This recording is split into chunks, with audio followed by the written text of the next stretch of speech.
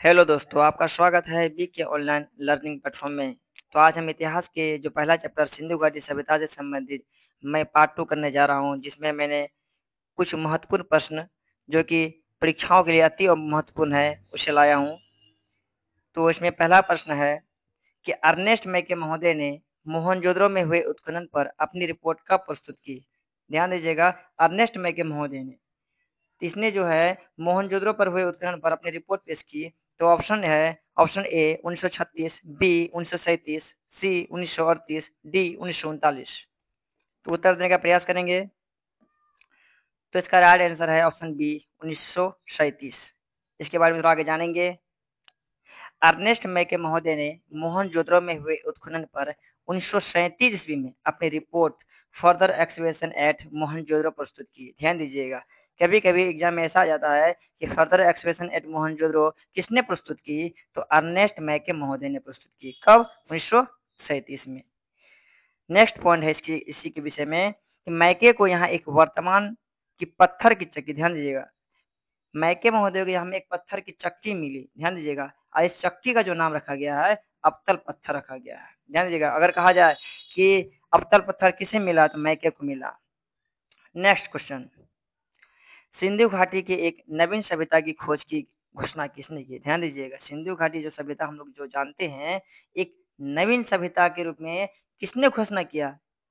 तो ऑप्शन दे रहा हूँ। Option A Wheeler, option B Cunningham, option C John Marshall, option D Johnson. उत्तर देने का प्रयास करेंगे। तो इसका राइट आंसर है ऑप्शन सी जॉन मार्शल। ध्यान दीजिएगा, नवीन सभ्यता की खोज की घोषणा जॉन मार्शल ने किया था। यह बहुत वीवीआई प्रश्न है।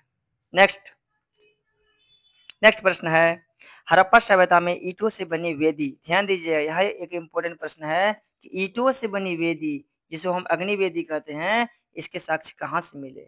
ईंटों से बनी वेदी के साक्ष्य कहाँ मिले।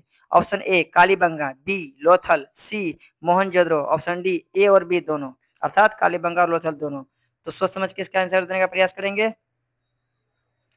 तो इसका राइट आंसर है ऑप्शन डी, अर्थात ए और बी दोनों, कालीबंगा और लोथल, यह दोनों से ही आप देख सकते हैं ईंट से बनी वेदी का जो है साक्ष्य मिला है। हाँ, यहाँ इसके बारे में थोड़ा डिटेल है कि कालीबंगा एवं लोथल से ईंट से बनी वेदी मिली है, जो अग्नि पूजा का साक्ष्य है। ध्यान दीजिएगा, अगर कहेगा ईंट से बनी जो वेदी है किस पूजा का साक्ष्य है, तो अग्नि पूजा के साक्ष्य है।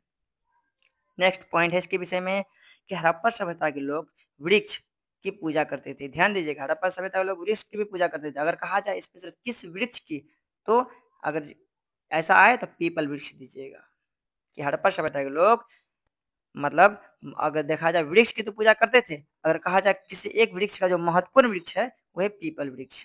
नेक्स्ट क्वेश्चन, क्वेश्चन नंबर 4 है, मार्शल मैके एवं एस आर राव के द्वारा हड़प्पा सभ्यता के पतन का कारण क्या है। ध्यान दीजिएगा, मार्शल, मैके और एस आर राव, यहाँ तीन व्यक्ति हैं। ये तीनों के द्वारा हड़प्पा सभ्यता के पतन का कारण क्या था। पतन समझते हैं, जो हड़प्पा सभ्यता का जो अंत कहा जाए। तो ये तीनों ने किसे माना है। ऑप्शन ए बाढ़, बी जलवायु परिवर्तन, सी भूकंप, डी आग। उत्तर देने का प्रयास करेंगे। बाढ़, जलवायु परिवर्तन, भूकंप और आग। तो इसका राइट आंसर है ऑप्शन ए बाढ़। इसके विषय में आगे जानेंगे। तो इसका मैंने उत्तर दे दिया हूँ कि बाढ़ से माना है, परंतु कुछ अन्य जो महत्वपूर्ण पॉइंट है मैंने इसे इसमें डाला हूँ। तो आप इसमें समझ सकते हैं कि KUR कैनेडी। ध्यान दीजिएगा, ऐसे कहीं कहीं सिर्फ कैनेडी नाम आता है, इसका पूरा नाम है KUR Kennedy. KUR Kennedy malaria एवं महामारी जैसी प्राकृतिक आपदाओं को पतन का जिम्मेवार मानते हैं। यहाँ देखिए, बहुत इंपॉर्टेंट है कि महामारी, मतलब मलेरिया एवं महामारी जैसी प्राकृतिक आपदाओं का पतन, मतलब पतन होने का जिम्मेवार इसने मलेरिया और महामारी जैसी प्राकृतिक आपदाओं को माना है। किसने माना है? KUR कैनेडी ने। ध्यान दीजिएगा, कैनेडी जो है इसने माना है कि मलेरिया और महामारी से जो है या आपदाओं के कारण हड़प्पा सभ्यता का पतन हुआ है। नेक्स्ट पॉइंट है, RN स्टाइन, AN घोष आदि विद्वान जलवायु परिवर्तन को हड़प्पा संस्कृति के विनाश का कारण मानते हैं। तो यहाँ एक अलग प्रश्न है कि आखिर जलवायु परिवर्तन को किसने किसने हड़प्पा सभ्यता का जो है विनाश का कारण माना है। यहाँ दो महत्वपूर्ण व्यक्ति आर्नस्टाइन और एएन घोष, ये दोनों ने माना है। यहाँ तीन तरह का प्रश्न हो गया, एक बाढ़, एक महामारी जैसे आपदा और एक जलवायु परिवर्तन। नेक्स्ट प्रश्न है मोहनजोदड़ो किस भाषा का शब्द है। यह तो एक बहुत छोटा प्रश्न है क्योंकि लगभग तो सभी इसे जानते होंगे, तो फिर भी मैं ऑप्शन देता हूँ। Option A Gujarati, option B Maithili, option C Kannauji, option D Sindhi. आप देने का प्रयास करेंगे। इसका राइट आंसर है ऑप्शन डी। ध्यान दीजिएगा कि मोहनजोदड़ो जो है सिंधी भाषा का शब्द है। इसके बारे में कुछ पॉइंट है। पहला पॉइंट कि मोहनजोदड़ो सिंधी भाषा का शब्द है, ये तो हो चुका है। नेक्स्ट पॉइंट, मोहनजोदड़ो का अर्थ मृतकों का टीला होता है, जो मैं यह चर्चा पहला वीडियो में कर चुका हूं, अब उसको जाके देख सकते हैं। उसमें मैंने महत्वपूर्ण 20 प्रश्न रखा है और उसके साथ जो विवरण दिया उसके साथ लगभग 60-70 प्रश्न हो चुका है पहला वीडियो में, जो कि मात्र 20 मिनट का वीडियो है। नेक्स्ट पॉइंट, मोहनजोदड़ो की खुदाई राखलदास बनर्जी ने 1922 ईस्वी में किया। मोहनजोदड़ो खुदाई 1922 में किया। किसने किया? राखलदास बनर्जी ने किया। मोहनजोदड़ो सिंधु नदी के किनारे स्थित है। ध्यान दीजिएगा, अगर कहा जाए पूरा सिंधु सभ्यता वो भी सिंधु नदी के किनारे स्थित है, और मोहनजोदड़ो अगर कहा जाए वो भी सिंधु नदी के किनारे स्थित है। नेक्स्ट प्रश्न, प्रश्न संख्या 6, सिंधु घाटी सभ्यता किस सभ्यता के समकालीन मानी जाती है।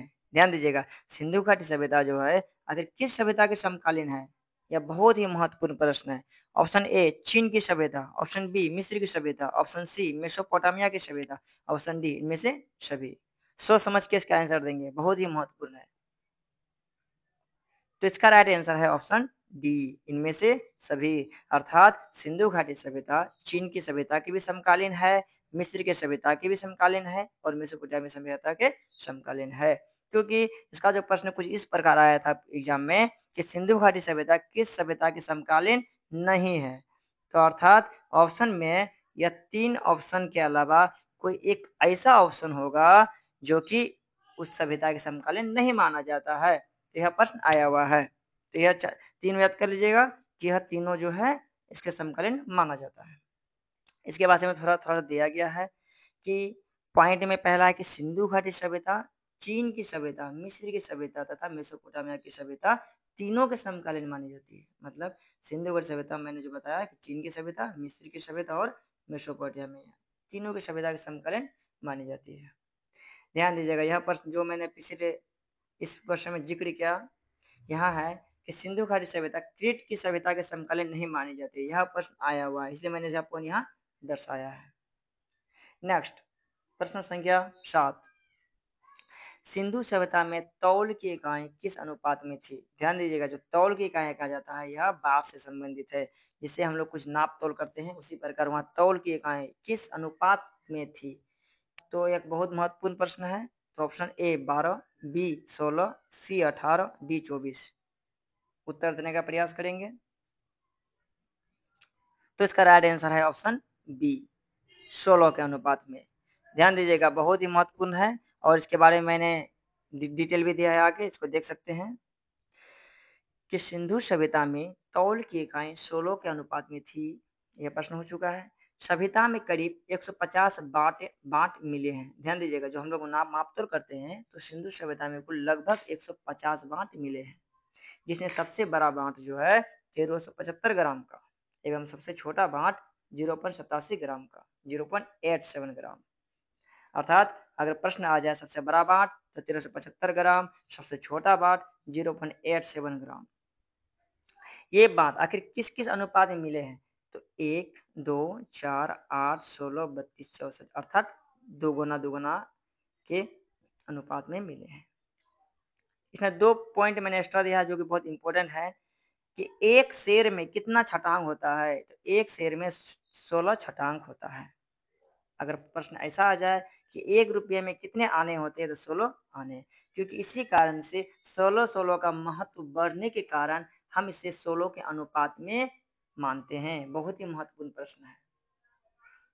नेक्स्ट प्रश्न, प्रश्न संख्या 8 कि हड़प्पा सभ्यता का सबसे पूर्वी सीमा क्या है। ध्यान दीजिएगा, जो मैंने सभ्यता जाना है उसमें जब जानते हैं कि इधर north south east west, east west 4 तरह का दिशा हम लोग जानते हैं, जिसमें हम सबसे पूर्वी सीमा अर्थात सबसे ईस्ट का जो भाग है, यहाँ कौन सा क्षेत्र पड़ता है, कौन सा शहर पड़ता है जो हड़प्पा सभ्यता का सबसे पूर्वी सीमा में आता है। तो option A Daimabad, option B Manda, option C Punjab, option D Alamgirpur. उत्तर देने का प्रयास करेंगे। तो इसका राइट आंसर है ऑप्शन डी आलमगीरपुर। इसके विषय में मैंने आगे दर्शाया है कि हड़प्पा सभ्यता या सिंधु सभ्यता का सबसे पूर्वी सीमा आलमगीरपुर है, सबसे पूर्वी आलमगीरपुर है, जो हिंडन नदी के किनारे से। ध्यान दीजिएगा, अगर प्रश्न आ जाए कि पूर्वी सीमा जो आलमगीरपुर है किस नदी के किनारे है, तो हिंडन नदी। इसके विषय में मैंने और आगे 4 पॉइंट एक्स्ट्रा जोड़ा है कि उत्तरी सीमा मैंने जो यहाँ बताया है, उत्तरी सीमा मतलब ऊपर वाला भाग मांडा, दक्षिणी सीमा दैमाबाद, पूर्वी आलमगीरपुर जो मैंने प्रश्न दिया है, और पश्चिमी सुतका गेंडोर। ये चारों का चारों बहुत इंपॉर्टेंट है, VVI है। नेक्स्ट प्रश्न, हड़प्पा सभ्यता में अधिकांश मोहरे किस चीज के बने होते थे। ध्यान दीजिएगा, हड़प्पा सभ्यता में जो अधिकांश मोहरे जो है वो किस चीज के बने थे। ऑप्शन ए मिट्टी, बी चांदी, सी मनके, डी सिलखड़ी। यह बहुत ही महत्वपूर्ण प्रश्न है, यह कई बार आ चुके हैं। ध्यान दीजिएगा, तो हड़प्पा सभ्यता में अधिकांश मोहरे सिलखड़ी नामक पत्थर के बने थे। ध्यान दीजिएगा, यह बहुत ही महत्वपूर्ण प्रश्न है, इसके विषय मैंने पिछले वीडियो में बताया था। तो अब अगला प्रश्न, प्रश्न संख्या 10, वेलर के अनुसार आर्यों ने हड़प्पा सभ्यता पर कब आक्रमण कर ध्वस्त किया था। ध्यान दीजिएगा, वेलर के अनुसार, इसके अनुसार जो है जो आर्य जो है यह हड़प्पा सभ्यता पर आक्रमण किया था। आखिर कब आक्रमण किया था जिसके कारण हड़प्पा सभ्यता ध्वस्त हो गया था, मतलब अंत के कगार पर चले गया था। तो ऑप्शन ए 1500 ईसा पूर्व, ऑप्शन बी 1200 ईसा पूर्व, ऑप्शन सी 1700 ईसा पूर्व, ऑप्शन डी 1000 ईसा पूर्व। बहुत ही महत्वपूर्ण प्रश्न। तो इसका राइट आंसर है ऑप्शन ए 1500 ईसा पूर्व में। ध्यान दीजिएगा, 1500 ईसा पूर्व में। यह प्रश्न इस वीडियो का अंतिम वीडियो है, और जो अधिक से अधिक महत्वपूर्ण प्रश्न है जो बहुत VVI है, मैंने यह 2 वीडियो में कंप्लीट कर दिया हूँ। अब अगला वीडियो चैप्टर नंबर 2 का होगा, और अन्य वीडियो में मैं पॉलिटिकल साइंस का भी प्रश्न लाऊंगा। धन्यवाद दोस्तों।